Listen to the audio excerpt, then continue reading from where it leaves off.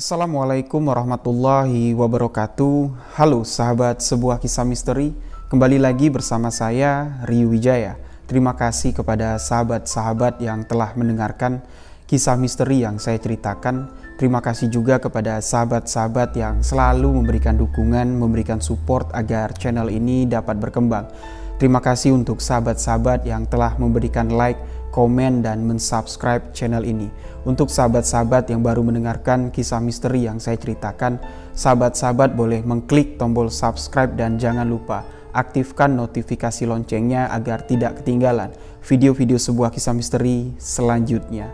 Di sebuah kisah misteri kali ini, saya akan menceritakan sebuah kisah yang dikirimkan oleh salah seorang sahabat yang berada di Jawa Tengah.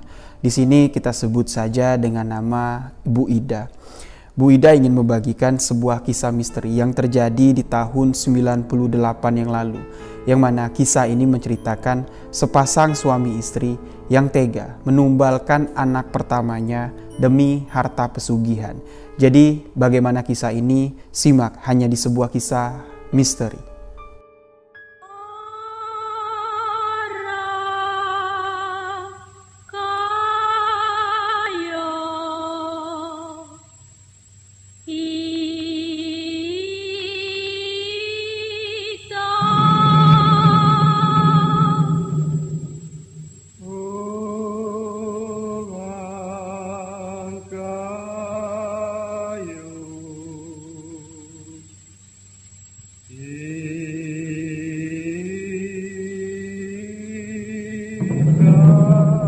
Sebelum saya melanjutkan cerita ini, saya ingin berterima kasih kepada seluruh sahabat-sahabat sebuah kisah misteri yang telah mensupport channel Rahayu Fajri.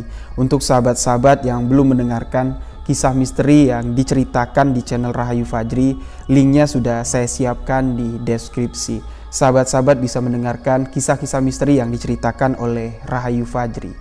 Untuk kisah kali ini, semoga apa yang saya sampaikan, kisah yang dibagikan oleh Bu Ida kepada sahabat-sahabat semua, bisa kita ambil hikmah dan mengambil sedikit pelajaran dari kisah yang akan saya ceritakan. Kisah yang bermula di tahun 98, yang mana pada saat itu Indonesia, seluruh Nusantara tengah mengalami krisis moneter. Bukan hanya di Pulau Jawa, hampir di seluruh kota yang berada di Indonesia sedang mengalami kesulitan ekonomi pada saat itu.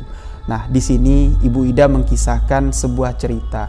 Pada saat itu beliau berusia sekitar 17 tahun, yang mana beliau tinggal di rumah almarhum kakeknya.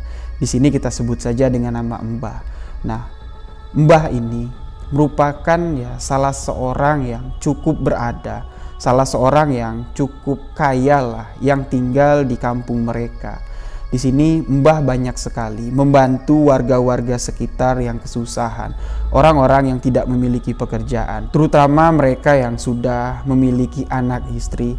Mbah membantunya, mempekerjakan suami-suaminya atau yang laki-laki di perkebunan, di peternakan milik si Mbah. Nah, untuk istri-istri mereka yang mau bekerja, Mbah mempekerjakan di rumahnya untuk membantu istri si Mbah bekerja di rumah. Mulai dari beres-beres rumah, mencuci piring, memasak. Nah, di sini adalah sepasang suami istri.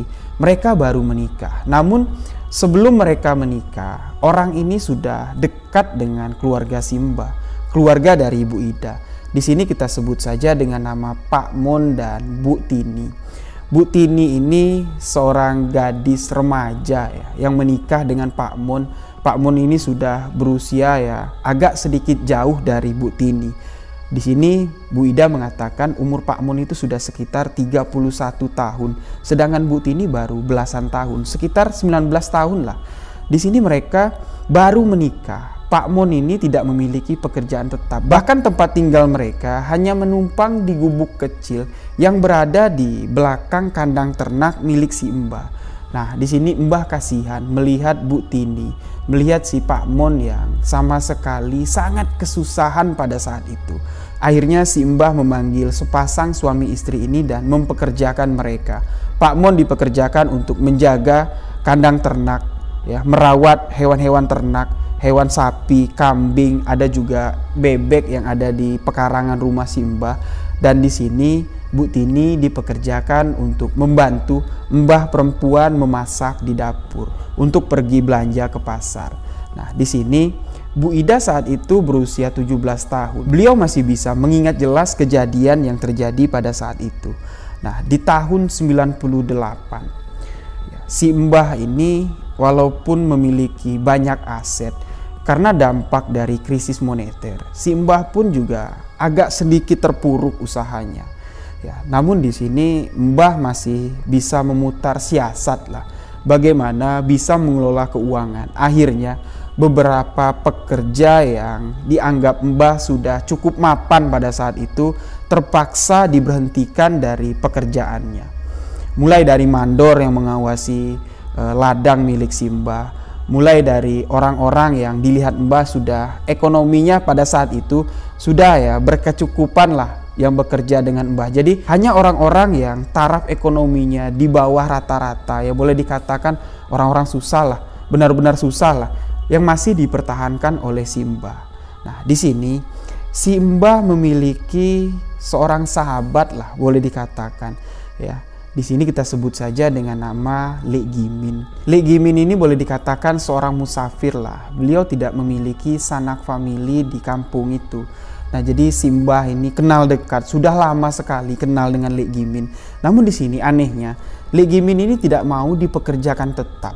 Dia memilih untuk menjadi pekerja panggilan lah, pekerja serabutan. Jadi kalau si Mbah ini ada kebutuhan yang mendesak, misalnya di bagian ladangnya, pekerjanya tidak bisa menyelesaikan pekerjaan, itu dibantulah oleh Lek Gimin. Dipanggillah Lek Gimin untuk menyelesaikannya. Namun di sini Lek Gimin tidak mau dibayar dengan upah yang berlebihan. Cukup hanya dibayar dengan nasi, lauk untuk makan sehari. Ya, jadi besok kalau Lek Gimin kerja dibayar dengan makanan lagi. Setiap si Mbah ini memberikan uang kepada Lek Gimin, ya Lek Gimin ini menerimanya sangat berat. Nah, Mbah juga mengatakan uang-uang yang diberikan si Mbah kepada Lek Gimin itu disumbangkan, diwakafkan ke masjid. Nah, jadi ya selain si Lek Gimin ini bekerja dengan si Mbah ya sebagai pekerja serabutan, Lek Gimin juga sering mengajar ngaji di masjid. Anak-anak kecil itu diajar ngaji semua sama Lek Gimin. Termasuk di sini Bu Ida pernah belajar ngaji dengan Lek Gimin. Nah, jadi singkat cerita di tahun 98 itu ya pasangan suami istri Bu Tini dan Pak Mun sudah bekerja cukup lama dengan si Mbah. Pada saat itu di tahun 98, tepatnya ya di akhir tahun 98, keadaan ekonomi pun semakin susah. Ya, perekonomian si Mbah pun mulai ya agak sedikit menurun lah. Bukan hanya Mbah, bahkan hampir seluruh warga kampung yang ada di sana mengalami kesulitan ekonomi. Nah, di saat itu tiba-tiba pasangan suami istri Pak Mon dan Bu Tini ini menghilang secara tiba-tiba. Nggak pamitan sama si Mbah, tiba-tiba menghilang begitu saja. Di sini Bu Ida mengatakan, sebelum Mbak Tini ini pergi, menghilang begitu saja, Bu Ida mengingat jelas kalau Mbak Tini ini tengah mengandung. Usia kandungan sekitar 7-8 bulan. Perutnya terlihat besar. Jadi setelah mereka pergi, ya kurang lebih sekitar 1 tahun lah. Di tahun 99, pasangan Pak Mon dan Bu Tini ini kembali ke desa mereka. Tiba-tiba mereka datang dengan gaya yang sudah sangat berubah drastis. Mereka datang menemui makelar-makelar tanah yang ada di sana. Mereka membeli beberapa bidang tanah. Mereka membangun rumah. Nah, Bu Ida mengatakan, di tahun 99 itu, di saat ekonomi sedang susah-susahnya, orang-orang yang bisa membangun rumah itu hanyalah orang-orang yang sudah kelebihan duit. Ya boleh dikatakan kayanya nggak ketulungan lah. Nah, namun di sini Pak Mon dan Mbak Tini ini membangun rumah dengan ya tanah yang cukup luas yang dibelinya. Mereka membangun rumah. Jadi ya warga kampung tuh heran, kok orang ini tiba-tiba datang. Setahun menghilang, pulang ke kampung dengan membawa uang cukup banyak, membeli tanah, membangun rumah. Nah, di sini si Mbah juga sempat bingung. Ya, berceritalah dengan Mbak Ida. Dok, kamu lihat ndak? Itu benar nggak sih Pak Mon dengan Dek Tini? Iyo Mbah, itu Pak Mon dengan Bu Tini. Loh, kok mereka sekarang yo sugi? mereka sekarang kok udah berubah banget yo. Syukur alhamdulillah lah, Simbah bilang. Kalau mereka sudah bisa merubah hidupnya. Ya, tapi aku nggak tahu loh. Kamu tahu nggak, Duk? Mereka tuh ngilang kemana? Ya, di sini juga Bu Ida nggak tahu. Ya, Bu Ida mengatakan kepada Mbah, ya saya nggak tahu Mbah. Mereka tiba-tiba menghilang. Ya, warga kampung juga nggak ada yang tahu mereka kemana. Dan akhirnya pada suatu hari, ya Pak Mon tiba-tiba datang menemui Simbah. Datang ke rumah Simbah, "Assalamualaikum Mbah." "Waalaikumsalam," Simbah bilang. Mbah yang sedang duduk di teras. Nah, Mbah langsung memanggil Bu Ida. "Duk, tolong buatkan kopi untuk Pak Mon." Nah, jadi Bu Ida langsung keluar. Mendengar nama Pak Mon datang ke rumahnya, Bu Ida keluar langsung. "Oh iya Pak Mon, iya Mbah, aku buatin kopi." Nggak usah repot-repot," dia bilang. "Yo nggak apa-apa lah, sekali-sekali." Ya, jadi singkat cerita ya Bu Ida membuatkan kopi. Setelah membuatkan kopi, Bu Ida duduk di samping si Mbah, mendengarkan pembicaraan Pak Mon dengan si Mbah tadi. Di sini Bu Ida mendengarkan kalau Pak Mon tiba-tiba datang dan menawar beberapa aset tanah yang dimiliki oleh si Mbah. "Mbah, mohon maaf sebelumnya, kalau Mbah pingin jual tanah, jual kebun Mbah jangan jual ke siapa-siapa. Nanti kalau Mbah mau jual, biar saya yang beli." Nah, di sini Mbah dengan tersenyum menjawab cuman dengan kalimat santai. Dia bilang, "Yo, ntar lah. Kalau memang nanti aku dalam keadaan terdesak, butuh uang, yo aku jual tanahku sama kamu lah. Nanti aku hubungin kamu." "Yo wes Mbah, kalau begitu aku tunggu. Pokoknya jangan jual sama siapa-siapa, biar aku yang beli." Setelah mengatakan itu, Pak Mon pun langsung berpamitan pulang. Sebelum dia pulang, ya, Lek Gimin terlihat datang dari arah luar rumah, ingin masuk ke dalam teras. Nah, akhirnya Pak Mon keluar dan berpapasan lah dengan Lek Gimin. Di sini aneh, Lek Gimin orangnya biasanya ramah. Bertemu dengan siapa aja dia langsung menegur, menyapa. Namun pada sore hari itu, ketika dia melihat Pak Mon yang keluar dari dalam rumah Simbah, dia hanya menatap sinis dan agak sedikit terkejut. Ya, terlihat dari gimmick lah ya, dari gimmick bibirnya itu, Lek Gimin ini seperti mengucap astagfirullahaladzim. Namun ya tidak terdengar, hanya di dalam hati. Nah, Lek Gimin yang berpapasan dengan Pak Mon pun yang melihat Lek Gimin itu agak sedikit kaget. Lihat kaget dan langsung menghindar. Dan akhirnya Lek Gimin pun sampai ke teras di mana di situ ada Mbah dan Mbak Ida yang sedang duduk. Nah, si Mbah nanya sama Lek Gimin, "Lek, kok kamu kaget tadi ngelihat si Pak Mon?" "Ndak lah juragan, aku cuman kaget aja ngelihat orang kok tiba-tiba muncul, tiba-tiba hilang." "Iya, tiba-tiba muncul, tiba-tiba hilang," kata Simbah. "Apalagi sekarang muncul dengan duit yang banyak. Kamu tahu nggak, Lek? Tadi barusan dia nawar tanahku." "Masa sih?" kata Lek Gimin. "Iya bener, tanya aja sama si Ida." "Iya Lek, tadi memang Pak Mon nawar kebunnya Simbah." "Lah terus kamu jual kebun kamu?" "Enggak lah, aku sayang, nanti buat anak cucu," dia bilang. Nah, singkat cerita di sini Lek Gimin mengatakan sesuatu kepada Simbah. "Yo, sebenarnya aku juga nggak mau sebenarnya nyebut ini sama kamu, tapi aku ya nggak enak hati kalau tuh orang mondar-mandir di kampung kita, apalagi sudah berani datang nginjak ke rumah kamu ini. Nah, jadi ada apa, Lek?" kata Simbah. Ya, Simbah nanya dengan rasa penasaran karena Lek Gimin ini nggak pernahnya dengan orang jutek kayak gitu, apalagi sempat kaget melihat Pak Mon ini tadi. Akhirnya Lek Gimin mengatakan, "Yo, ini aku cuman perasaanku aja ya, jangan kamu anggap benar. Ya Allah wa alam lah," kata dia bilang. "Aku ngelihat penampilan dari Pak Mon itu, ngelihat penampilan dari Dek Tini, aku melihat ada yang aneh juragan. Pertama gini, ya barusan tadi aku berpapasan dengan si Pak Mon tuh, aku nggak ngelihat bayangannya. Dia berjalan tuh aku kaget, aku nggak ngelihat bayangannya tuh ada. Ya aku lihat cuman ada orangnya jalan nggak ada bayangannya. Nggak pernahnya aku lihat orang kayak gitu. Yang biasanya kalau yang setahu aku, orang yang kalau berjalan nggak ada bayangannya itu ada yang aneh." Nah, jadi Simbah ini bingung dengan apa yang dikatakan oleh Lek Gimin. "Maksud kamu apa, Lek?" "Ya orang nggak ada bayangan ya mungkin nggak ada sinar matahari yo." "Mustahil juragan, ini masih terang. Yo coba deh aku berdiri. Yo suruhlah Mbak Ida.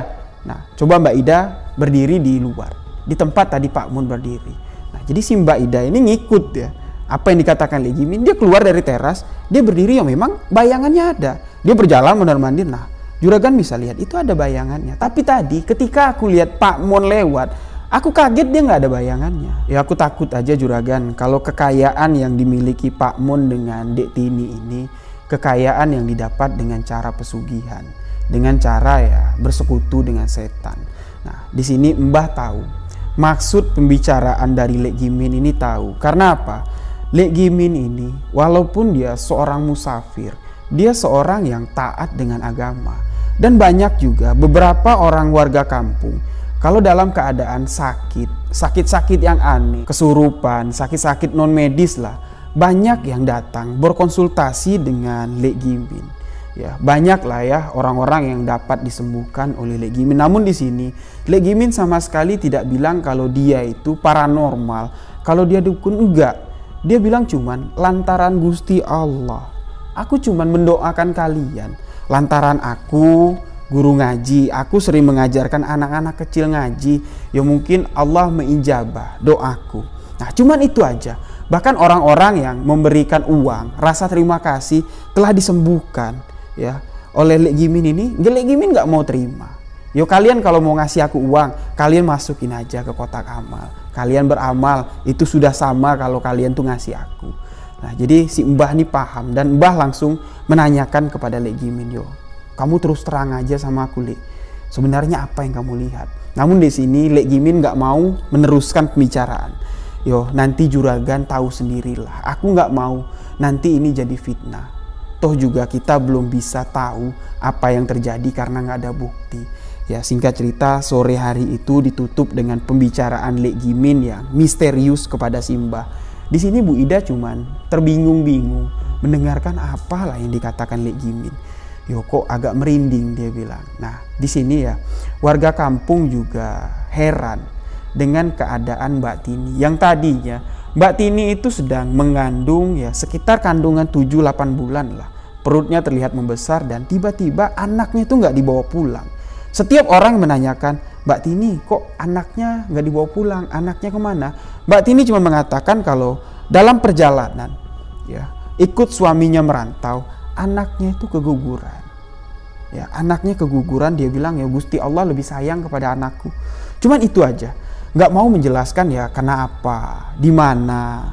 Nggak ada penjelasan dari Mbak Tini. Di situ warga sempat curiga juga kalau anak Mbak Tini ini ditumbalkan untuk pesugihan.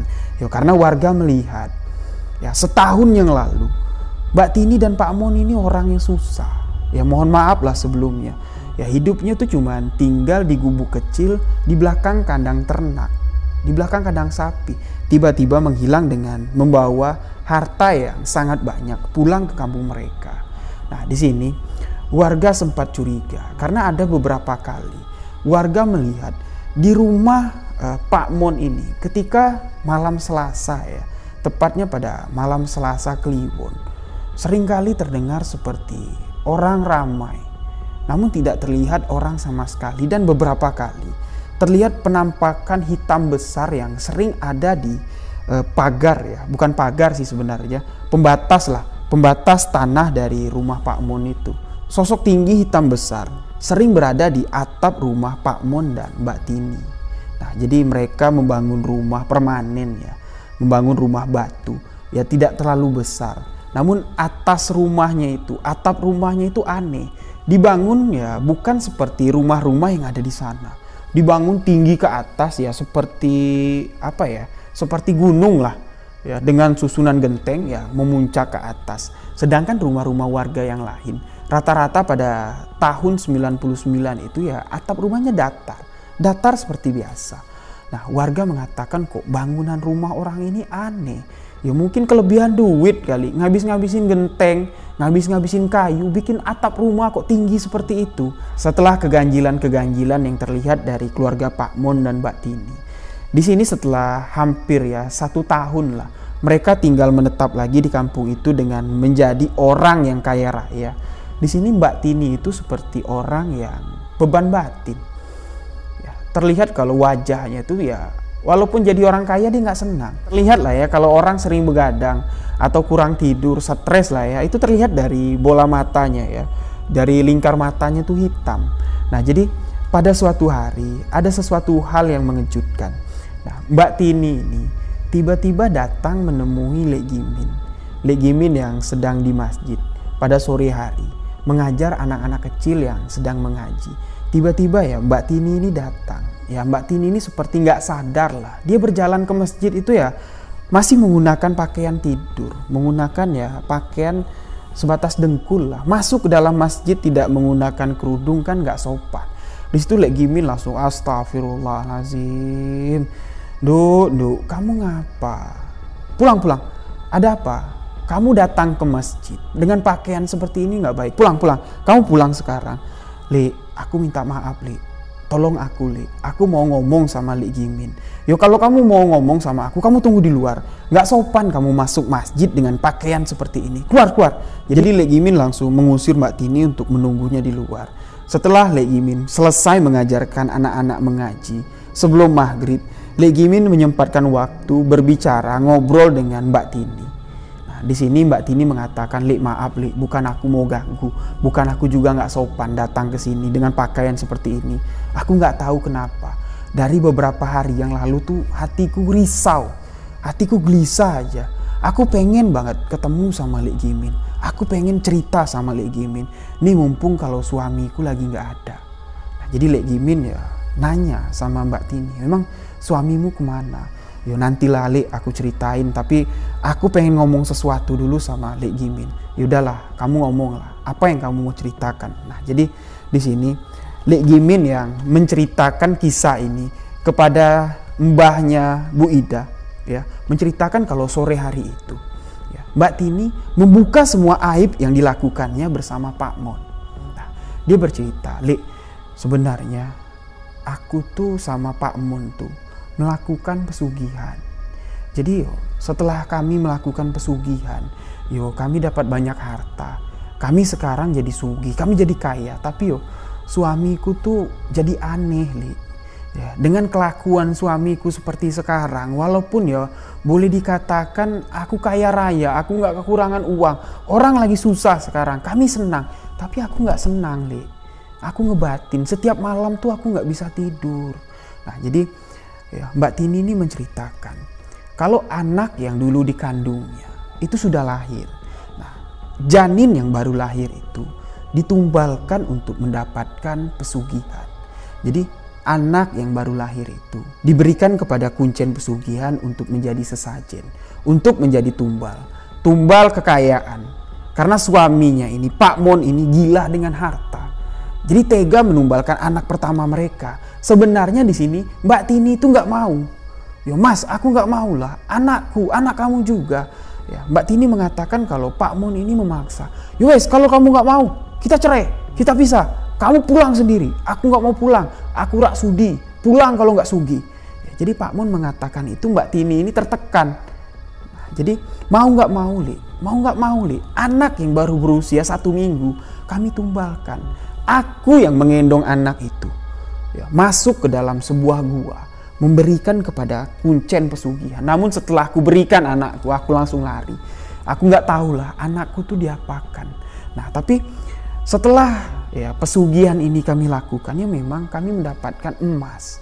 Emas dengan banyak sekali, emas batangan, mulai dari logam, uang kepingan, mulai dari berbentuk emas batangan tuh kami dapatkan. Dan itulah, emas-emas itulah kami jual. Kami bawa pulang uangnya bisa membeli tanah, bisa membangun rumah seperti sekarang.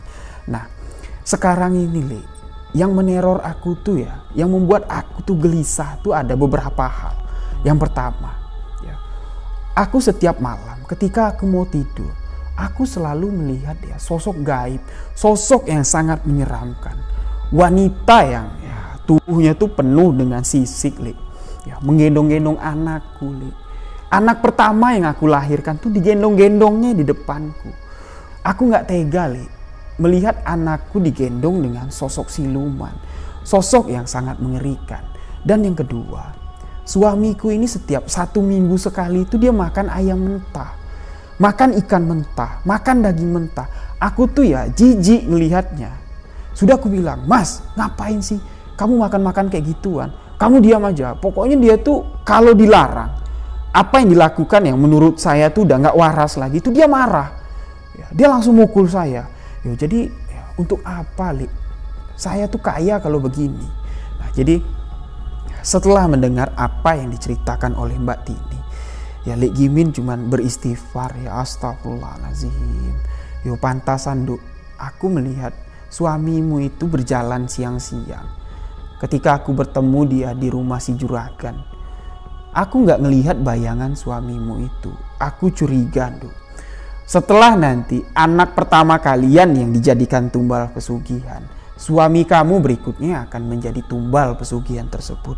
Nah, jadi pembicaraan mereka pada sore hari itu terhenti karena sudah terdengar azan maghrib. Di sini Lek Gimin berpamitan untuk menunaikan sholat maghrib.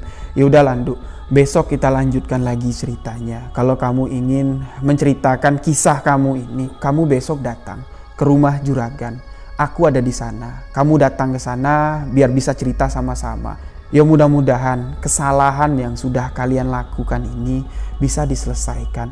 Nah, singkat cerita, di situ pun Mbak Tini berpamitan pulang dengan Lek Gimin. Lek Gimin langsung pergi ke masjid menunaikan ibadah sholat maghrib. Singkat cerita, keesokan harinya, pada pagi hari, Lek Gimin langsung datang ke rumah si Mbah, ke rumah kakeknya si Mbak Ida ini. Langsunglah Lek Gimin menceritakan kalau kemarin sore juragan, Dek Tini datang menemui aku. Benar apa yang kukira juragan. Apa yang kemarin sempat kukatakan kepada juragan itu memang benar. Ternyata Pak Mon dan Dek Tini ini melakukan pesugihan. Bahkan mereka tega menumbalkan anak pertamanya untuk dijadikan sesaji, untuk dijadikan tumbal demi harta kekayaan. Nah, di sini ya Lek Gimin menceritakan semua. Apa yang diceritakan oleh Mbak Tini itu diceritakan semua. Nah, di tengah obrolan mereka, di situ terlihat ya Mbak Tini datang dengan baju yang lusuh, dengan tampang yang udah ya seperti orang frustasi, berjalan pelan berlahan menuju ke teras rumah dan di situ langsung disambut oleh Mbak Ida. Ya Mbak Ida yang memang kenal dekat dengan Mbak Tini langsung merangkul ya karena Mbak Ida ini tahu apa yang terjadi dengan Mbak Tini itu ya. Dia memberikan support lah ya. Yo wis Mbak, yo wis tenang. Mudah-mudahan aja permasalahanmu ini bisa selesai.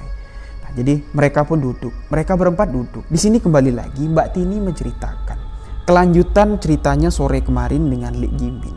Nah, jadi Mbak Tini mengatakan, sekarang suamiku tuh lagi pergi untuk ke tempat pesugihan yang kami lakukan. Jadi setiap tahun tuh kami harus ke sana. Kalau kami nggak ke sana, kekayaan yang kami dapat tuh bisa hilang. Nah, jadi sebenarnya aku tuh diajak sama suamiku pergi ke sana, tapi aku nggak mau. Ya biarinlah, kalau memang dia mau ninggalin aku, ya udahlah, dia ninggalin aku aja nggak apa-apa. Aku sudi kerja di rumah ini lagi. Kalau si Mbah masih mau terima aku daripada aku jadi orang yang ngelakuin pesugihan. Nah, jadi si Mbah mengatakan, yo wis lah. Yo, itu kan ya kesalahan kamu sama suami kamu. Ya mudah-mudahan kalian dibukakan jalannya untuk bertobat. Yo Mbah, aku hilap. Yo aku sekarang mau bertobat. Yo terserahlah nanti Allah mau gimana sama aku nggak peduli. Yang sekarang aku mau insaf. Aku nggak mau lagi tinggal sama suamiku. Namun di sini Lek Gimin mengatakan sesuatu yang mengejutkan orang yang ada di sana. Mengejutkan si Mbah, mengejutkan Mbak Ida. Lek Gimin mengatakan, Duk, sebenarnya pilihan kamu untuk tidak ikut suami kamu itu salah. Sebenarnya kalau kamu ingin melepas pesugihan ini, kamu ikutin aja dulu permainannya. Saya takut sekarang suami kamu pergi ke sana, menumbalkan kamu untuk menjadi tumbal pesugihannya lagi. Yo, saya rasa kalau pesugihan yang kamu lakukan ini tidak hanya menumbalkan anak pertama saja, pasti akan ada tumbal-tumbal selanjutnya. Saya takut kalau Pak Mon itu bakal menumbalkan kamu.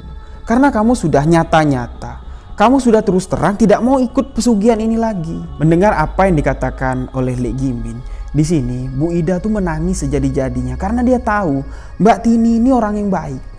Ya, Mbak Tini pun ya menangis sejadi-jadinya. Mereka berdua, dua orang perempuan ini menangis dan di sini Mbah mengatakan, "Wes, kalau ada masalah tuh ya jangan nangis. Yo, kalian sekarang sama-sama berpikir, sama-sama berdoa bagaimana caranya untuk menyelesaikan masalah ini.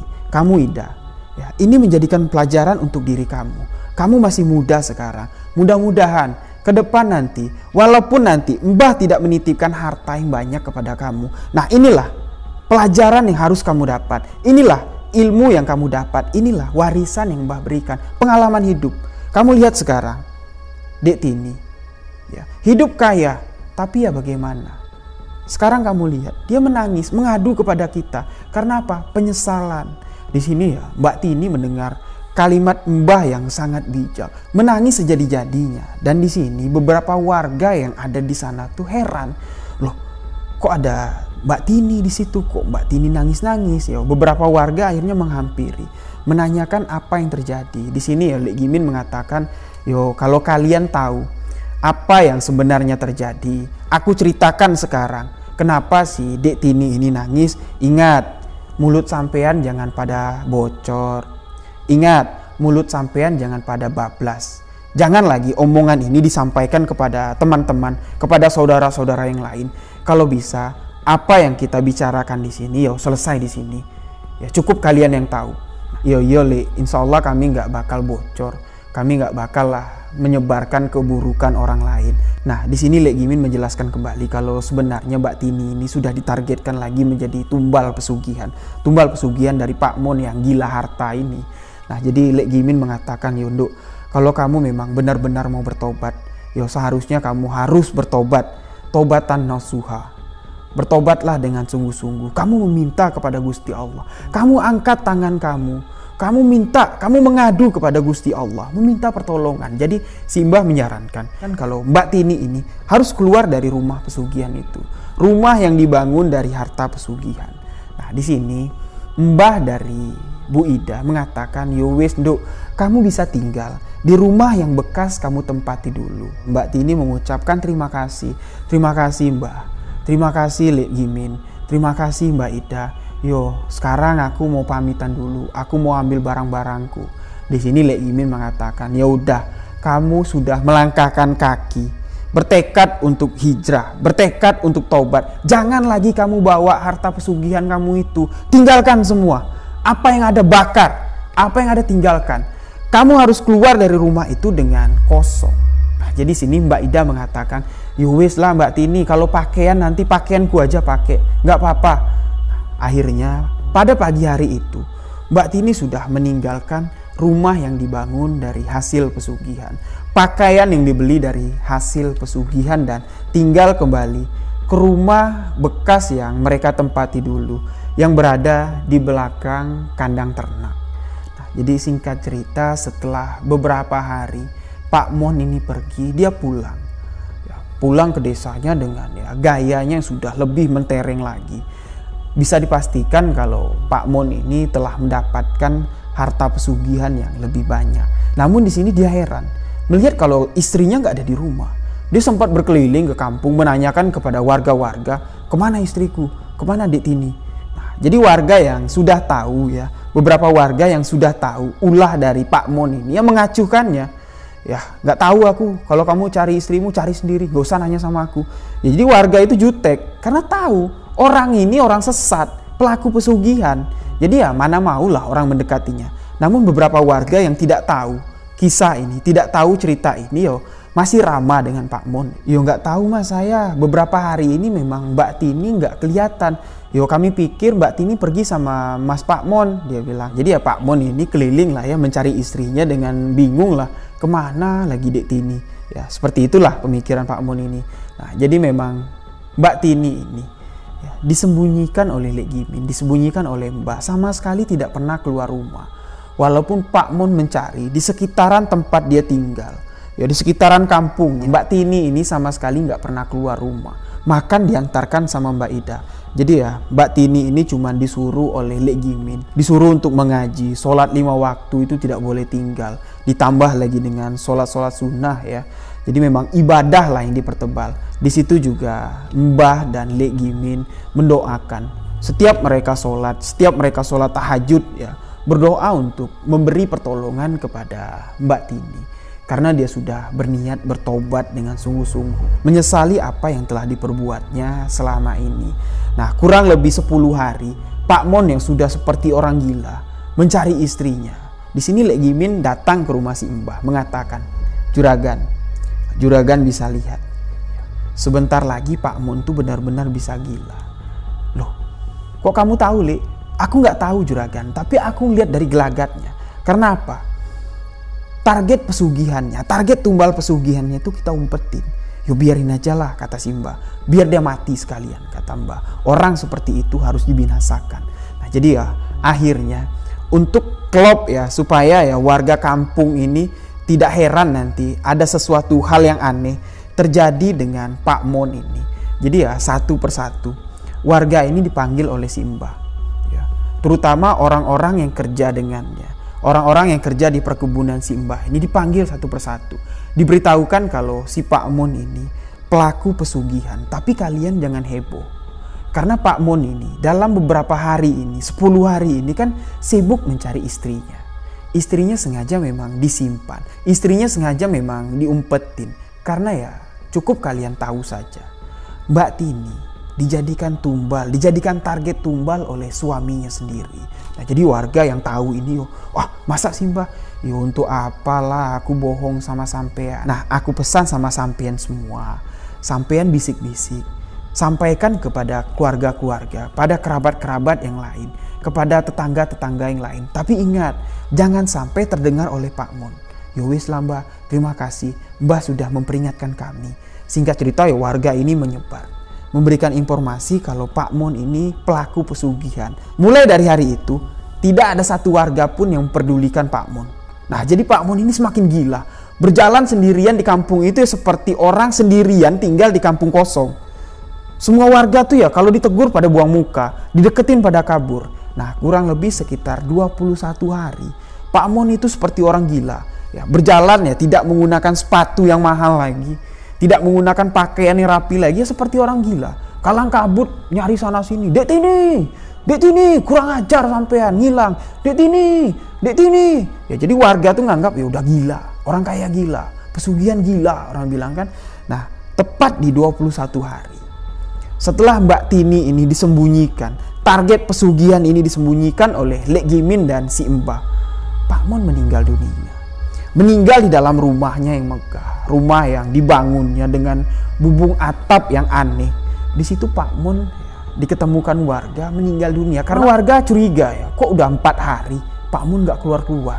Wih, jangan-jangan mati. Jadi warga sudah curiga, dan ketika beberapa warga lewat di rumahnya, tercium aroma seperti ya aroma busuk bau bangkai. Akhirnya ya Lek Gimin dipanggil, si Mbah dipanggil untuk langsung melihat ke lokasi kejadian di rumah Pak Mon. Mereka pun ramai-ramai masuk dan ternyata Pak Mon sudah meninggal dunia. Meninggal dunia dengan cara yang cukup mengenaskan. Pak Mon ini orangnya ya tinggi besar, ya, memiliki perawakan yang besar dan perut sedikit buncit. Namun ketika jenazah diketemukan, ya, tubuh dari jenazah Pak Mon ini mengering. Tidak terlihat seperti ya, jenazah Pak Mon. Tidak terlihat seperti Pak Mon yang meninggal. Ya sudah seperti mumi. Padahal warga mengatakan ya baru 4 hari lah Pak Mon ini nggak keluar rumah. Nggak kelihatan keliling-keliling sambil teriak-teriak manggil Tini, seperti orang gila. Jadi ya Lek Gimin mengatakan ialah hasil dari perbuatan Pak Mon. Siapa yang menanamkan pohon, dialah yang memetik hasilnya. Di sini Pak Mon yang melakukan ritual pesugihan, perjanjian pesugihan demi harta kekayaan, ya, mendapatkan hasilnya, menjadi tumbal pesugihannya sendiri. Karena dia nggak dapat menargetkan Mbak Tini itu nggak dapat. Akhirnya ya dia sendiri yang menjadi tumbal. Mbak Tini yang mendapat kabar kalau suaminya meninggal, langsung datang ke rumah dan melihat jenazah Pak Mon yang cukup mengerikan. Ya, seperti ya gimana sih kalau tulang itu dibungkus dengan kulit, ya seperti itulah. Tidak terlihat perawakan seperti suaminya yang memiliki tubuh gemuk dengan perut yang besar buncit, tidak terlihat. Hanya terlihat seperti kulit yang membungkus tulang. Nah jadi singkat cerita, sebenarnya warga tuh nggak mau untuk membantu prosesi pemakaman jenazah Pak Mon ini. Karena mereka tahu Pak Mon ini pelaku pesugihan, mati pun menjadi tumbal pesugihan. Mereka nggak mau ikut-ikutan. Nah, namun di sini Simbah mengatakan, ingat, apapun yang dilakukan Pak Mon, walaupun dia pelaku pesugihan, menumbalkan anak pertamanya untuk dijadikan tumbal pesugihan, itu urusan almarhum dengan Gusti Allah. Urusan kita sekarang bagaimana caranya kita memakamkan jenazah ini selayak-layaknya, karena kita umat muslim, karena Pak Mun ini saudara kita. Jadi ya, setelah mendengarkan apa yang dikatakan si Mbah, warga pun ya luluhlah hatinya. Ya Mbah, kami akan membantu prosesi pemakaman Pak Mun. Nah, jadi setelah dimakamkan, rumah yang ditempati Pak Mun dan Mbak Tini itu ditinggalkan Mbak Tini selama-lamanya. Mbak Tini disuruh menetap di rumahnya si Mbah. Namun Mbak Tini sudah kepalang malu. Dia lebih memilih untuk pulang ke kampung halaman orang tuanya. Nah, jadi singkat cerita, harta yang dimiliki oleh Pak Mun itu semuanya disumbangkan untuk ya sosial. Ada yang dibangunkan madrasah, ada yang dibangun masjid, ya semuanya dikelola lah oleh si Mbah. Dipercaya warga, Mbah lah yang mengelola semuanya. Sepeser pun tidak ada yang diambil atau dibawa pulang oleh Mbak Tini. Dan rumah yang dibangun oleh Pak Mun, rumah itu jadi angker. Beberapa warga melihat ya banyak penampakan lah di situ. Pada malam-malam tertentu, dari dalam rumah tersebut sering tercium aroma kemenyan, seperti ada orang yang membakar kemenyan. Nah, disitulah rumah yang bekas ditinggali Pak Mun itu menjadi angker. Nah, di sini Mbak Ida mengatakan sekitar tahun 2001 rumah tersebut sempat ingin dijual. Jadi hasil penjualan rumah itu nanti akan dibagi-bagikan atau disedekahkan kepada saudara-saudara yang membutuhkan. Namun tidak ada satu orang pun yang mau membeli rumah itu. Bahkan ya ada beberapa orang yang datang dari luar kota, sudah melihat situasi rumah, sudah deal ingin membeli, tahu-tahu datang keesokan harinya membatalkan. Karena dia mengaku ya mengalami mimpi yang aneh ketika berniat untuk membeli rumah tersebut. Dan sekitar tahun 2002 rumah itu nggak tahulah apa sebabnya rumah itu terbakar. Ya, warga mengatakan ya mungkin karena konslet ya. Jadi rumah itu terbakar dan sekarang cuman tersisa bekas rumah yang dimiliki Pak Mun. Rumah yang dibangun dari hasil pesugihan. Dan di sini Mbak Ida mengatakan ya, Mbak Tini sekarang sudah hidup damai, tentram di tempat kelahirannya, di tempat orang tuanya. Dan Mbak Ida mengatakan di tahun 2021 ini Mbah sudah meninggal dunia dan Lek Gimin pun sudah meninggal dunia. Jadi awalnya di sini ya Mbak Ida cuman sekedar ingin sharing dengan saya. Tidak ingin menceritakan kisah ini, dia hanya ingin menanyakan beberapa pertanyaan melalui DM Instagram. Namun ya beberapa hari setelah saya berkomunikasi dengan Mbak Ida, dia langsung kembali menghubungi saya dan berniat untuk menceritakan kisah yang saya bagikan kepada sahabat-sahabat semua pada kali ini. Ya, jadi Mbak Ida ini kenapa tahu detail kisah ini karena beliau sangat dekat dengan Mbak Tini. Setelah Pak Mun ini meninggal, sebelum Mbak Tini itu pulang ke kampung halaman orang tuanya, ya sekitar masih ada 4 bulan lah mereka bersama-sama tinggal di rumah belakang milik si Mbah ya, di belakang kandang ternak. Dan disitulah Bu Ida banyak sekali mendapat pelajaran hidup. Jadi ya Mbak Tini ini bersyukur sekali. Dia bersyukur sekali kepada Allah ya, kepada Gusti Allah karena telah memberikan jalan kepada beliau untuk bertobat. Dan di sini juga Ibu Ida mengambil hikmah, mengambil pelajaran kalau Allah itu tidak menolak hambanya yang sudah penuh dosa. Hambanya yang dengan tekad bulat benar-benar ingin bertobat. Dengan taubatan nasuha, Allah akan memberikan jalan, Allah akan memberikan pertolongan. Ya mungkin inilah hikmah yang bisa kita petik dari kisah misteri kali ini. Mohon maaf jika ada salah-salah kata yang saya sampaikan dalam penyampaian kisah kali ini. Mudah-mudahan sahabat yang mendengarkan kisah ini selalu diberikan keimanan, ketakwaan kepada Allah Subhanahu wa taala. Amin amin ya rabbal alamin. Dan terima kasih sekali kepada Bu Ida yang telah memberikan kesempatan, mempercayai saya untuk membagikan sebuah kisah misteri yang syarat akan makna, syarat akan pembelajaran hidup ini. Saya ucapkan terima kasih juga kepada sahabat-sahabat yang senantiasa mendengarkan kisah misteri yang saya ceritakan. Saya Rio Wijaya mengucapkan wabillahi taufik walhidayah. Wassalamualaikum warahmatullahi wabarakatuh. Salam sebuah kisah misteri.